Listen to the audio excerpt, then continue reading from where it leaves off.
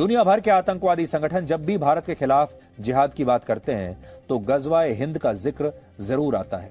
इसलिए आज सबसे पहले तो आपको यह समझना चाहिए कि ये वो कौन सा सपना है जिसे ये इस्लामिक आतंकवादी न जाने कितने दशकों से अपने मन में देखते हुए आए हैं, समेट कर रखते हुए आए हैं। अल-कायदा के जो आतंकवादी हैं ये गजवाए हिंद का सपना देख रहे हैं। आज मैंने सबसे पहले तो आपको यह पता होना चाहिए कि यह सपना है क्या। इस्लाम धर्म में जब गजवा शब्द का प्रयोग किया जाता है तो उसका मतलब होता है युद्ध।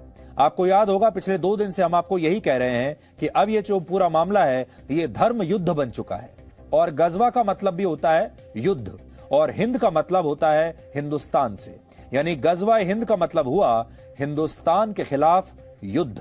इस्लामिक कट्टरपंथी ताकतें मानती हैं कि पूरी दुनिया में इस्लाम का विस्तार तभी होगा जब गजवाए हिंद कामयाब होगा, यानी जिस दिन भारत से सारे हिंदू समाप्त हो जाएंगे और भारत एक इस्लामिक राष्ट्र बन जाएगा, उस दिन गजवाए हिंद को सफल माना जाएगा। और ये बातें हम अपनी तरफ से नहीं कह रहे हैं, बल्कि गजवाए हिंद का उल्लेख 4 हदीसों में बाकायदा किया गया है। इस्लाम धर्म में कुरान के बाद हदीस को सबसे महत्वपूर्ण धार्मिक ग्रंथ माना गया है। इसमें बताया गया है कि पैगंबर मोहम्मद साहब ने अपना जीवन कैसे व्यतीत किया और उनके वैचारिक सिद्धांत क्या थे। कुल 4 हदीस ऐसी हैं जिनमें गजवाए हिंद का बहुत ही विस्तार से उल्लेख किया गया है।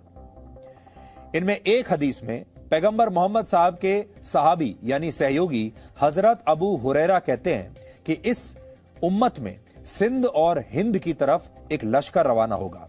यहां उम्मत का अर्थ है किसी मुस्लिम राष्ट्र या मुस्लिम समुदाय से। इसी हदीस में आगे हजरत अबू हुरैरा यह कहते हैं कि अगर मुझे इस गजवा यानी युद्ध में शामिल होने का मौका मिला तो मैं शहीद कहलाऊंगा और अगर मैं बच गया तो वो अबू हुरैरा बन जाऊंगा जिसे अल्लाह ने जहन्नुम की आग से आजाद कर दिया होगा। इसी से मिलती जुलती एक और हदीस में यह भी लिखा है कि तुम्हारा एक लश्कर हिंद से जंग करेगा और मुजाहिदीन वहां के बादशाह को यानी हिंदुस्तान के बादशाह को बेड़ियों में जकड़ कर लाएंगे और फिर जब वो वापस पलटेंगे तो हजरत ईसा को श्याम में पाएंगे। यहां श्याम का अर्थ है मौजूदा सीरिया, जो सीरिया नाम का देश है। पूरी दुनिया में 1500 से ज्यादा ऐसे छोटे बड़े आतंकवादी संगठन हैं जो खुद को इस्लामिक कट्टरवाद से प्रेरित बताते हैं और ये सारे आतंकवादी यही कहते हैं कि ये इस्लाम के नाम पर काम कर रहे हैं, इस्लाम का प्रसार कर रहे हैं और इस्लाम के नाम पर ही ये खून बहाते हैं। लेकिन असल में ये एक बिजनेस मॉडल है, ये पैसा कमाने का एक तरीका है और ये व्यापार करते हैं डर का और खून का। इससे भी खतरनाक बात यह है कि इन सभी आतंकवादी संगठनों ने अपने भविष्य की तमाम योजनाएं बनाकर रखी हैं और उन भविष्य की योजनाओं में जो उनका फ्यूचर प्लान है उनमें गजवाए हिंद को इन्होंने सबसे ऊपर रखा है। यानी इस्लामिक कट्टरपंथियों की सबसे बड़ी ख्वाहिश भारत को जीतकर उसे एक इस्लामिक राष्ट्र बनाने की है और इसके लिए ये संगठन आतंकवादियों को आतंकवादी नहीं कहते बल्कि उनके लिए गाजी शब्द का इस्तेमाल होता है। गाजी उन लोगों को कहा जाता है जो इस्लाम धर्म की आस्था के लिए युद्ध करते हैं। पूरी दुनिया में इस्लाम के जो विद्वान हैं, मौलाना हैं और उलेमा हैं, वो पूरे जोर शोर से गजवाए हिंद की विचारधारा का प्रचार प्रसार करते हैं और गाजी को एक बहुत ही सम्मान सूचक शब्द मानते हैं। इसके साथ ही यह भी कहा जाता है कि गजवाए हिंद के दौरान जो लोग मारे जाएंगे उन्हें जन्नत नसीब होगी और जो लोग जीत जाएंगे वो भारत पर कब्जा करके यहां शासन करेंगे और इस युद्ध की शुरुआत खुरासान इलाके से होगी। खुरासान का मतलब उस इलाके से है जिसमें आज का अफगानिस्तान, पाकिस्तान और ईरान के कुछ क्षेत्र आते हैं।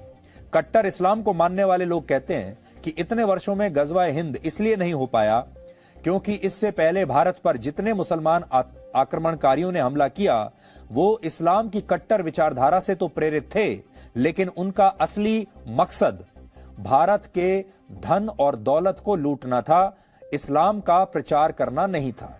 और अब जो लोग गजवाए हिंद करेंगे वो भारत को लूटने के उद्देश्य से नहीं बल्कि भारत को एक इस्लामिक राष्ट्र में बदलने के इरादे से हमला करेंगे। इसलिए जो पुराने मुस्लिम आक्रमणकारी थे और अब जो ये सपना देख रहे हैं इसमें ये अंतर है। पुराने जो आक्रमणकारी आए जिन्होंने हमें हजारों वर्षों तक गुलाम बनाकर रखा वो सिर्फ हमें लूटने के लिए आए थे और इसीलिए वो भारत को कभी भी एक इस्लामिक देश बना नहीं पाए।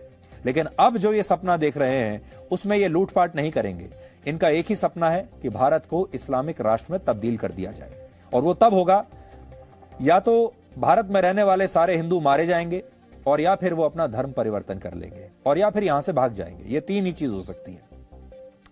संक्षेप में कहें तो गजवा-ए हिंद का जो कॉन्सेप्ट है वो बहुत पुराना है, और ऐसा कहा जाता है कि जब 8वीं शताब्दी में मोहम्मद बिन कासिम ने सिंध पर हमला किया था तभी गजवा-ए हिंद सफल हो गया था। लेकिन बहुत सारे इस्लामिक विद्वान ये भी मानते हैं कि उस समय भारत में इस्लामिक शासन आया जरूर, लेकिन यहां की बहुसंख्यक आबादी हिंदू ही रही, इसलिए गजवा-ए हिंद को सफल नहीं माना जा सकता। और यह तभी कामयाब माना जाएगा जब हिंदुस्तान में एक भी हिंदू नहीं बचेगा और हमारा देश एक इस्लामिक राष्ट्र बन जाएगा। और अगर आज आप ध्यान से देखेंगे तो इसकी शुरुआत एक तरीके से हो चुकी है, और इसीलिए हम बार बार आपसे ये बात कह रहे हैं कई दिनों से कि ये कोई डिप्लोमेटिक युद्ध नहीं है, ये मुसलमान देशों और भारत के खिलाफ का कोई इस तरह का युद्ध नहीं है जिसे डिप्लोमेसी से सुधारा जा सके। ये अब एक धर्म युद्ध बन चुका है।